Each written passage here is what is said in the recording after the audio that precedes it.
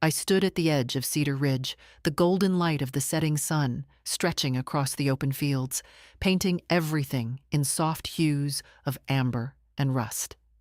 The wind carried the familiar scent of earth and dry grass, the sound of distant birds calling to each other, fading into the vastness of the evening. It should have felt like home. It had been my home for years. But as I stood there, gripping the old camera in my hands, I felt like a visitor in my own life, a stranger looking in on something that no longer felt like mine. The weight of the camera was heavier than I remembered, though maybe that had nothing to do with the camera itself. Maybe it was the weight of everything I had left behind, everything I had let slip away. Once, this camera had been an extension of me, something I carried everywhere, something that gave me purpose. I had used it to capture moments that told stories, to see the world in a way that most people didn't. It had been my passion, my escape, my way of understanding the world. But now, it felt like a relic from another life, a life I had traded away for something that, at the time, had seemed more certain, more stable. I looked down at the camera, running my fingers over its worn edges, the small scratches on the lens, each one a reminder of the places it had been, the adventures I had chased, the dreams I had once had. But that was before I had packed up my things, left the city behind, and built a life with Owen here, on this quiet, sprawling land. Before I had convinced myself that security was more important than passion, that a steady life was better than an uncertain one. And for a while, I believed it. I let myself believe that happiness could be found in routine, in stability, in the quiet comfort of knowing exactly what tomorrow would bring. But now, standing here with the camera in my hands, I wasn't so sure anymore. The wind picked up, sweeping strands of my hair across my face, and I closed my eyes for a moment, letting the cool air settle against my skin. I had spent so long ignoring this feeling, pushing it down, telling myself that it didn't matter, that this was the life I had chosen, and I had to make peace with it. But lately, the feeling had been creeping in more and more, in the quiet moments, in the stillness of the night, when the weight of all my unspoken thoughts felt heavier than ever. I used to dream so big, used to believe that I could carve out a life doing what I loved, that I could travel, capture the world through my lens, tell stories that mattered. But somewhere along the way, I had let go of that dream. I had traded it for something else, something safer.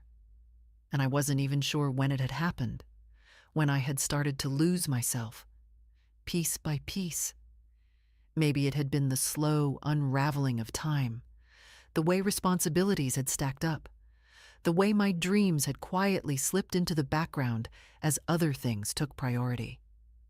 Or maybe I had let it happen, convinced myself that it was the right thing, that I had to grow up, be practical, settle down.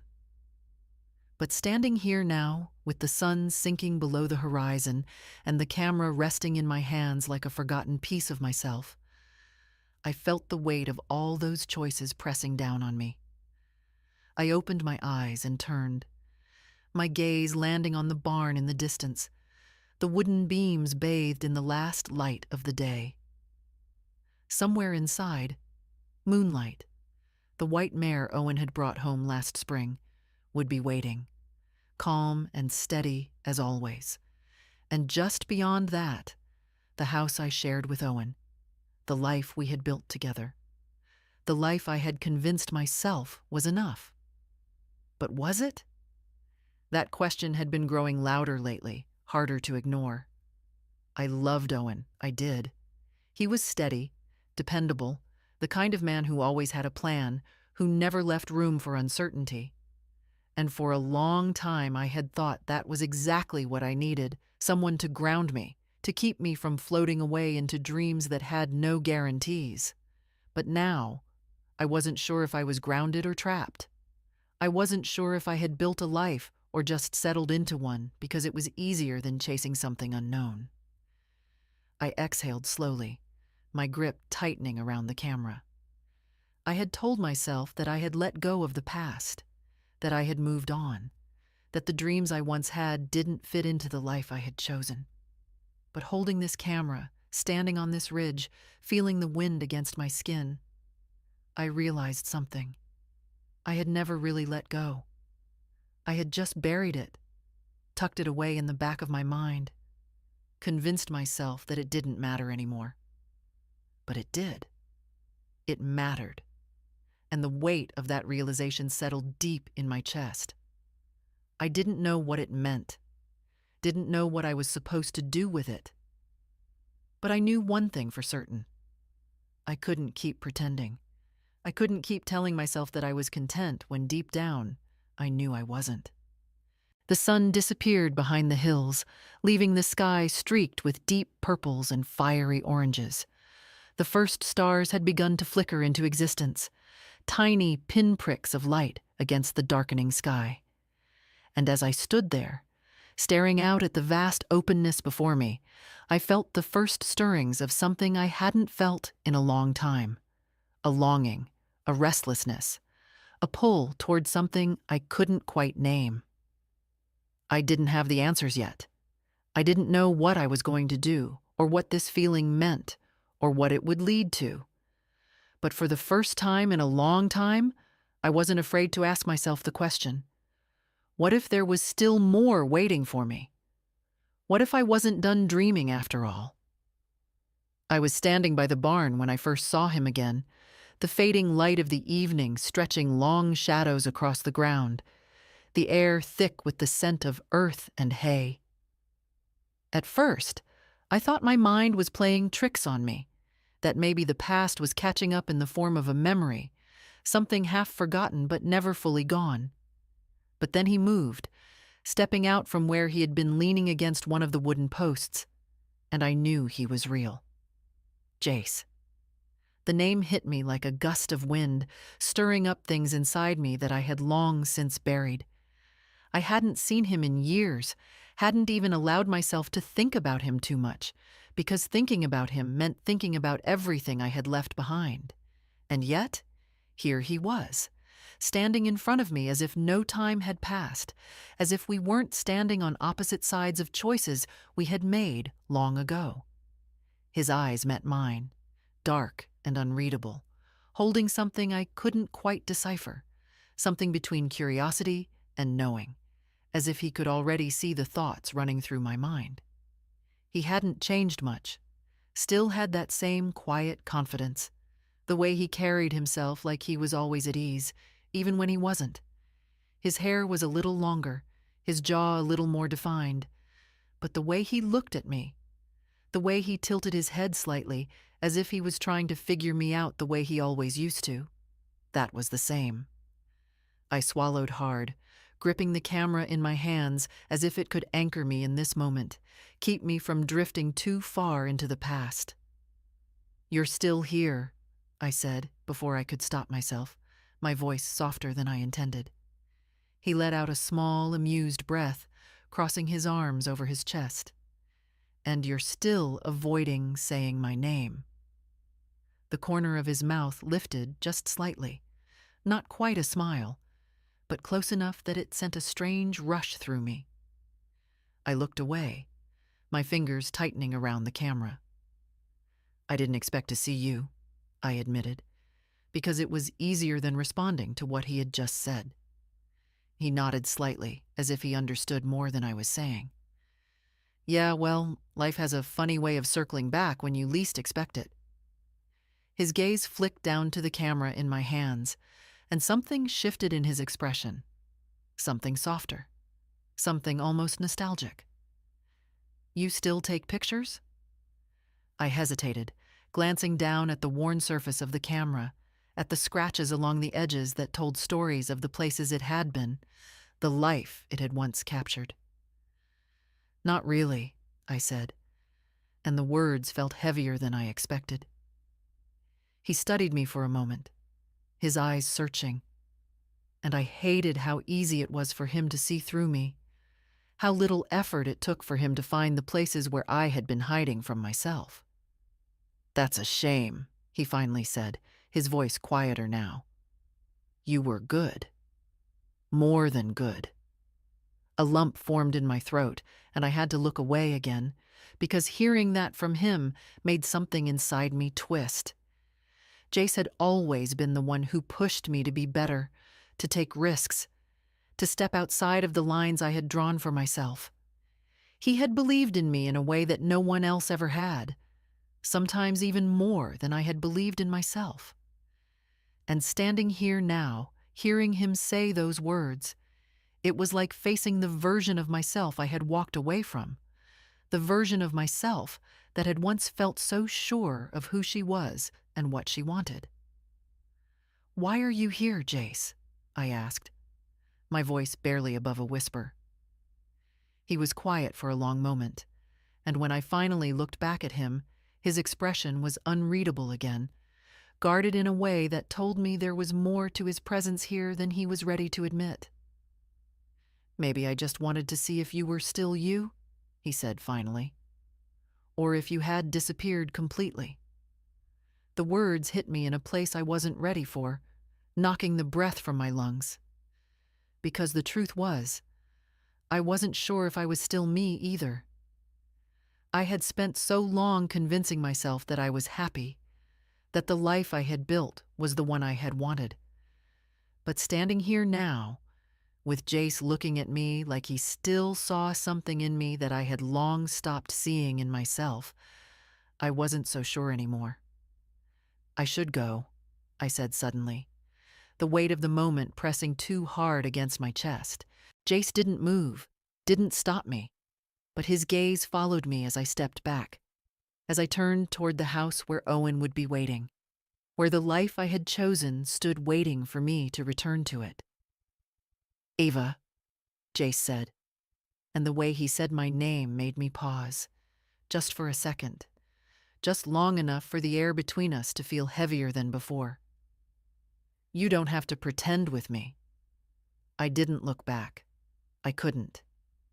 Because if I did, I wasn't sure what I would see in his eyes, and I wasn't sure if I was ready to face it. So I kept walking, gripping the camera in my hands, feeling the weight of everything that had just been stirred up inside me. And for the first time in a long time, I felt something I couldn't ignore, something restless, something unfinished, something that told me that no matter how far I had tried to run from my past, it had finally caught up with me. The distant hum of an engine cut through the quiet, a low rumble that sent a wave of unease crawling up my spine before I even turned to look. I knew that sound too well, knew the way the tires crunched against the gravel driveway, the way the headlights carved long, stretching shadows across the ground. Owen was home. Earlier than expected. My breath hitched, my fingers tightening around the camera I hadn't realized I was still holding, the weight of it pressing into my palm like an anchor. For a moment, I just stood there, frozen in place, caught between the barn behind me and the approaching truck, caught between two different versions of myself, two different lives, two different choices. I glanced to the side, my pulse pounding in my ears, and my eyes locked onto Jace, still standing where I had left him. His expression didn't change, but I could see the way his shoulders tensed slightly, the way his hands curled into loose fists at his sides, like he could already feel the shift in the air, the unspoken storm brewing on the horizon. I swallowed hard, forcing myself to breathe, forcing my feet to move as the truck rolled to a stop, the headlights flickering off, leaving behind only the dim light of the barn lantern and the soft glow of the setting sun. The driver's side door swung open, and Owen stepped out, his boots hitting the gravel with a dull thud. He stood there for a second, one hand still on the door, his gaze sweeping over the barn, the fence line, the open stretch of land before finally landing on me. His expression was unreadable, a mask of quiet curiosity, but I knew better than to mistake his silence for indifference. He saw everything. He always had. Still out here? His voice was calm, casual even, but there was something beneath it. Something measured, something sharp enough to make my stomach twist. I lost track of time, I said, my voice steadier than I felt. Just needed some air. Owen nodded slowly, his eyes flicking past me, landing on Jace. The shift in his expression was barely noticeable, just the slightest tightening of his jaw, the faintest flicker of something in his gaze, but I caught it. He knew who Jace was, maybe not by name, maybe not entirely by story, but he knew. And even if he didn't, the sight of another man standing here, on our land, with me, would have been enough to make his mind start working, piecing things together in ways that might not even be true, but would still feel like a threat. "Didn't realize we had company," Owen said, his tone even, but carrying an edge that wasn't there before. Jace didn't move, didn't flinch, didn't back down. He just nodded slightly, his voice just as controlled as Owen's when he finally spoke. "Didn't realize I needed an invitation." The air between them stretched tight, thick with something I didn't have the energy to name, and I felt caught between them in a way that made my skin prickle. My fingers curled around the strap of my camera, gripping it like it could somehow ground me, like it could stop the room from spinning even though we weren't in a room at all.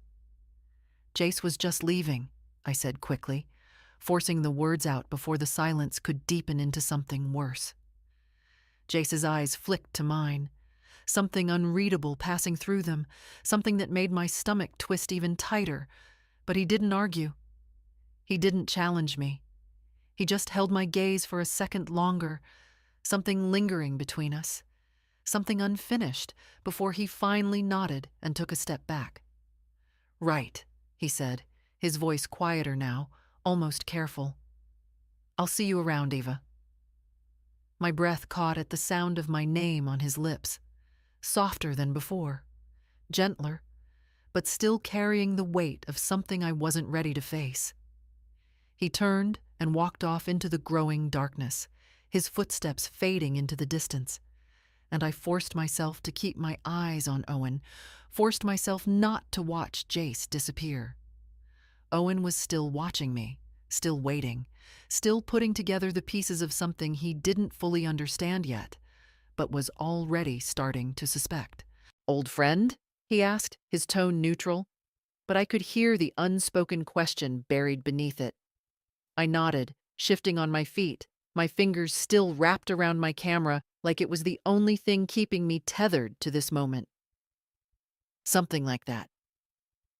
The words felt hollow, and I knew he could hear it too. He studied me for a long moment, his eyes searching, peeling back layers I didn't want to expose.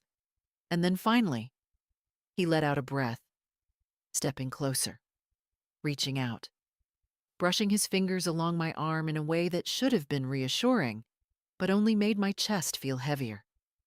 "Come inside," he said, his voice softer now, quieter, like he was offering me a way out of whatever this was. Like he was giving me a chance to pretend that nothing had shifted, that nothing had changed. But it had. I could feel it. I could feel it in the way my heart was still racing, in the way my mind was still replaying the way Jace had looked at me, the way he had spoken to me, the way he had seen me. And for the first time in a long time, I wasn't sure if I could keep pretending. I wasn't sure if I wanted to. But I nodded anyway, letting Owen take my hand, letting him guide me back toward the house, back toward the life I had built, back toward the version of myself that I had spent so long trying to hold together. Even if, deep down, I knew that cracks were already starting to form, and I didn't know how much longer I could keep them from breaking wide open. The house was quiet, except for the faint ticking of the clock on the wall, each second stretching longer than it should. I sat at the kitchen table, my fingers tracing absent patterns against the wood grain, my thoughts spinning in endless circles. The camera rested beside me, its weight a quiet reminder of everything I had been trying to ignore. I hadn't touched it in years, not really, not in the way that mattered. But now, after everything, after Jace showing up, after the look in his eyes that seemed to cut straight through me, after the way Owen's voice had carried something unspoken, something questioning, something almost accusing, I couldn't stop thinking about it. I reached for the camera hesitantly, my fingers brushing against the familiar surface, and the memories came rushing back faster than I could brace for them. The first time I held it in my hands, the first time I realized what it felt like to see the world through a lens, to capture something real, something raw. The way it made me feel weightless and grounded all at once, like I had found something I was meant to do, something that made me feel alive. It had been years since I had felt that way, years since I had let myself miss it. I swallowed hard and lifted the camera, turning it over, running my thumb over the worn edge of the grip. My heart beat a little faster, my breath catching slightly as I brought it up to eye level, looking through the viewfinder. The world narrowed instantly, everything fading away except for what was in focus, what was framed, what was real in that tiny, captured moment. I exhaled slowly, the feeling washing over me like something both foreign and familiar.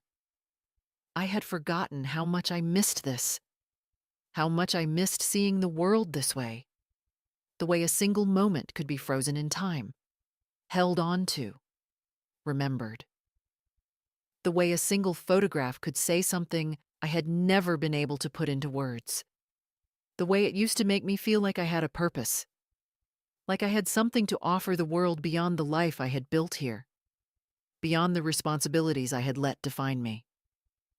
I lowered the camera, blinking as the room came back into focus, as the weight of everything I had buried settled back over me. I glanced toward the window, the dark outline of the barn visible in the distance, the sky above it a deep, endless blue. Moonlight was out there, probably standing quietly in the paddock, his silver coat glowing under the soft shine of the moon. And somewhere beyond that, Jace. I could still hear his voice in my head, the way he had said my name, the way he had looked at me like he was seeing something I wasn't sure existed anymore. You don't have to pretend with me. The words had stuck, burrowing deep, refusing to let go. Because he was right. I had been pretending.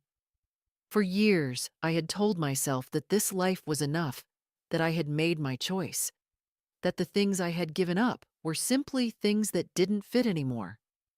But standing there with him, hearing the way he spoke about my photography like it was still a part of me, like it hadn't disappeared just because I stopped picking up a camera, had cracked something open inside me.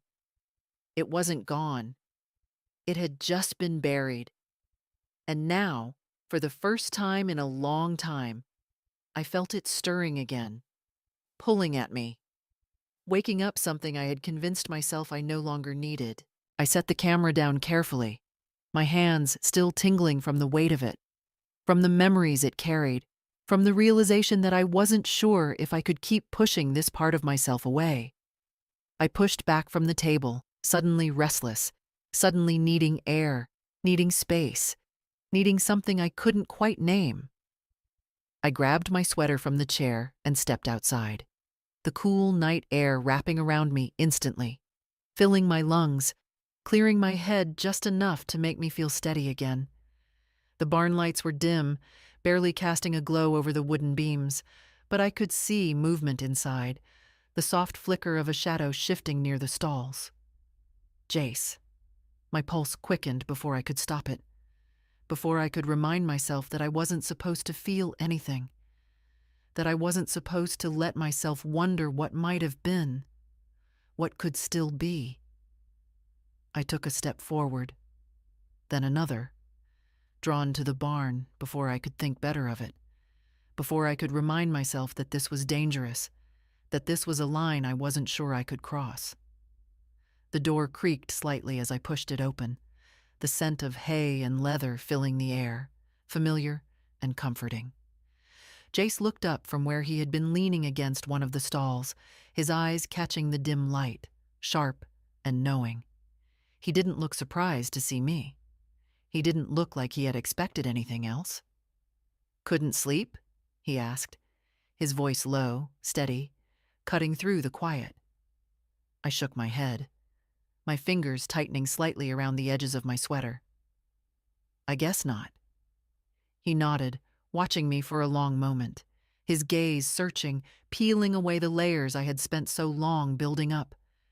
And for once, I didn't try to stop him. I didn't try to look away.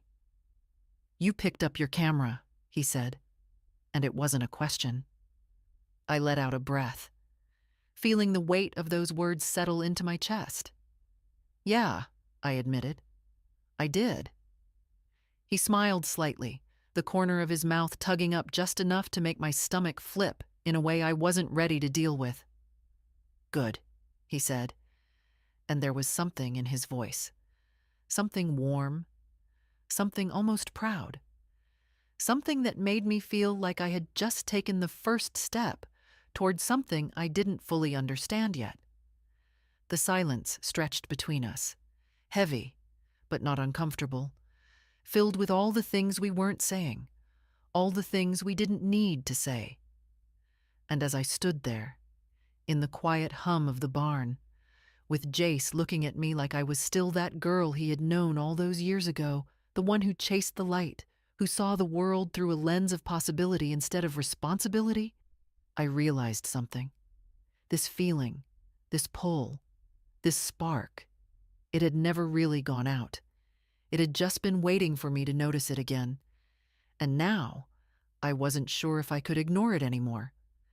The house felt different tonight, heavier somehow, as if the walls themselves were holding their breath, waiting for something to break. I sat on the edge of the bed, my hands clasped together in my lap, my fingers twisting the hem of my sweater as my mind spun in 1,000 different directions. Owen was downstairs, the low hum of his voice carrying through the floorboards as he spoke on the phone, his tone clipped, professional, steady. He sounded the way he always did, like he was in control, like nothing was slipping through the cracks, like everything in his world was exactly as it should be. But I knew better. I knew the moment he walked in earlier tonight, his eyes sharp, his movements a little too precise, that he had already figured out something was wrong. He had always been good at reading between the lines, at picking up on the smallest shifts, and no matter how much I had tried to pretend that nothing had changed, that I was the same as I had always been, I could feel the weight of his gaze on me, unraveling the careful balance I had been holding onto for so long. The truth was, I had never been a good liar, and Owen had never been the kind of person who let things go unanswered. The creak of the stairs made my heart lurch, and I forced myself to breathe evenly, to steady my hands, to school my expression into something neutral as the door pushed open and Owen stepped inside. He didn't speak right away. He just stood there, watching me, his eyes scanning my face, my posture, the way my fingers fidgeted with the fabric of my sleeve. The silence stretched between us thick, waiting, until finally he exhaled, closing the door behind him and leaning against it, arms crossed over his chest. "You're different," he said simply. And the way he said it, so certain, so absolute, sent a chill down my spine. I swallowed hard, my throat dry, my pulse pounding in my ears. I don't know what you mean. He tilted his head slightly, studying me, and I knew the moment the words left my mouth that he didn't believe them. Ava. Just my name, but it carried the weight of everything unspoken between us, of every moment that had led up to this one, of every quiet shift he had noticed but hadn't confronted until now. My fingers tightened in my lap, and I forced myself to meet his gaze, even though I wasn't sure I had the strength to hold it. I don't know what you want me to say, I admitted, my voice barely above a whisper. He let out a slow breath, pushing off the door and stepping closer, his movements careful, deliberate. I want you to tell me the truth. My chest ached at the softness in his voice, at the way he wasn't angry, not yet, not exactly. He just wanted to understand. He just wanted me to say the thing we had both been avoiding. But the truth wasn't simple. The truth was messy, tangled, impossible to explain in a way that wouldn't hurt him, in a way that wouldn't make everything worse. I don't know how, I admitted, and I hated how small my voice sounded, how fragile. Owen sighed, running a hand through his hair, pacing once before stopping in front of me, kneeling so we were at eye level. His fingers brushed against mine, hesitant, and for the first time in what felt like forever, I let myself really look at him, at the man I had built a life with, at the man I had once believed was my safe place, my home. And maybe he still was, in some ways. Maybe that was what made this so hard. Is it him? The question landed like a blow, not because I hadn't expected it, but because hearing it out loud made it real in a way that was impossible to take back. My breath hitched, and I wanted to deny it. Wanted to tell him that it wasn't about Jace, that it was about something bigger, something I had been running from long before he ever showed up again. But the words wouldn't come. Owen's jaw tightened, but his eyes remained steady, searching, waiting. Ava, he said again, and this time, it was different. This time it was a plea. I looked away, my chest tightening, my fingers curling into my palms as I forced the words out. It's not just him, I said quietly. It's me. It's everything. Owen was silent, but I could feel the shift in him, the way his breath slowed, the way his fingers pulled back slightly as if bracing for something he wasn't sure he wanted to hear. I don't know who I am anymore, I continued, the words spilling out before I could stop them. I don't know how I got here, or when I stopped feeling like myself, but I did. And I've been trying to ignore it, trying to make it okay, trying to be okay, but I'm not. I haven't been for a long time. The admission felt like tearing open a wound, like exposing something raw and vulnerable and broken, and I hated it. Hated how much it hurt. Hated that it was hurting him too. Owen didn't speak right away. He just sat there, watching me, his face unreadable, his hands resting on his knees as if he was grounding himself, as if he was trying to hold himself together the same way I was. When he finally spoke, his voice was quiet, controlled. Are you saying you want to leave? The question sent a sharp ache through me because I didn't know the answer. I had been avoiding it for so long, running from it, pretending I didn't have to face it. But now, with everything out in the open, I couldn't escape it anymore. I shook my head, my throat too tight to speak, because I didn't want to hurt him. I didn't want to walk away from everything we had built. But I also didn't want to keep living a life that didn't feel like mine. Owen sighed, looking away for a moment, his hands pressing against his knees before he slowly stood, his expression unreadable. I can't fix this for you, he said, and the quiet resignation in his voice nearly shattered me. I can't be the one who makes this choice for you. He turned then, walking toward the door, pausing only briefly before speaking again. But you have to decide, Ava. You can't keep living in the in-between. And then he was gone, the door clicking shut behind him, leaving me alone with the silence, with the weight of the choice I had spent so long trying to avoid. I pressed my hands against my face, my breath coming in uneven gasps, and I knew, deep down, that he was right. I couldn't keep running. I couldn't keep pretending. The time had come to choose, and no matter which path I took, nothing would ever be the same again.